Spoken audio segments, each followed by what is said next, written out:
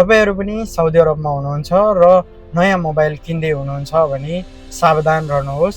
तपाईहरुलाई कुनै पनि अनजान व्यक्तिले म सस्तोमै मोबाइल दिन्छु, मसँग बिल पनि छ, बट्टा पनि छ भनेर कसैले भन्छ भने त्यसलाई विश्वास नगर्नुहोस्। त्यो बिल डुप्लिकेट हुन पनि सक्छ, त्यो मोबाइल चोरीको पनि हुन सक्छ। कुनै पनि भिडभाड स्थलमा अथवा कुनै पनि पार्किङमा आएर उनीहरूले व्यक्तिगत समस्या देखाएर तपाईलाई मोबाइल किन्न बाध्य पार्छन् भने तपाई त्योबाट होशियार रहनुहोस्। त्यो मोबाइल कुनै पनि हालतमा नकिन्नुहोस्। यदि मोबाइल चाहिएकै छ, जरुरी छ भने आधिकारिक पसलहरुमा गएर मात्र किन्नुहोस्। मेरा नेपाली दाजुभाइहरुलाई रगत र पसिना बगाएर काम गरेर कमाएको पैसा खेर नजाओस् भन्नको लागि सबैलाई शेयर गरेर तल कमेन्ट गरेर लाइक गरेर सपोर्ट गर्नुहोला। यस्तै जानकारीमूलक भिडियो बनाउने छु आगामी दिनहरु। हस्त धन्यवाद। तपाईहरु पनि साउदी अरबमा हुनुहुन्छ र नयाँ मोबाइल किन्दै हुनुहुन्छ